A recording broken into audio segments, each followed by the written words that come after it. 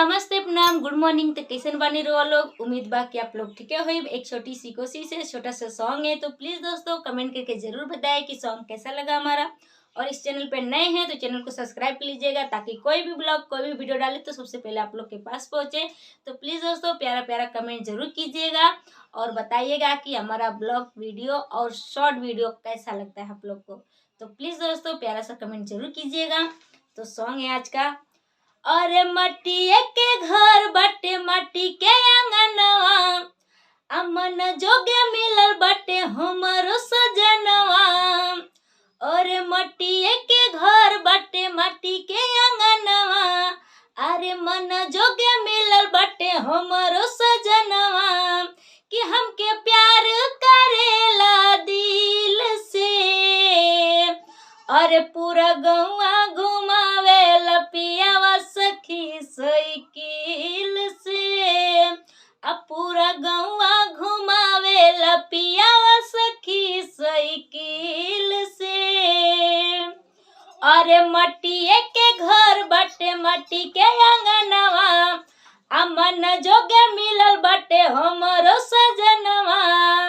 कि हमके प्यार करेला दिल से, अब पूरा गौवा घुमावे लपियावा सखी साइकिल से। अब पूरा गौवा घुमावे लपियावा सखी साइकिल से। जवन सुकून मिले गौवा के गलिया में, ऊ नइखे मजा सखी सिसके महलिया में। जवन सुकून मिले गौवा के गलिया में, ऊ नइखे मजा सखी सिसके महलिया में। तय अपने हाथे से खाना खियावे बलमा, पानी अजूरी से मोके पियावे बलमा।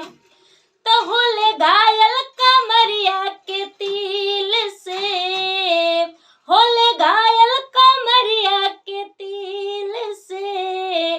तो पूरा गौवा घुमावे लपियावा सखी साइकिल से।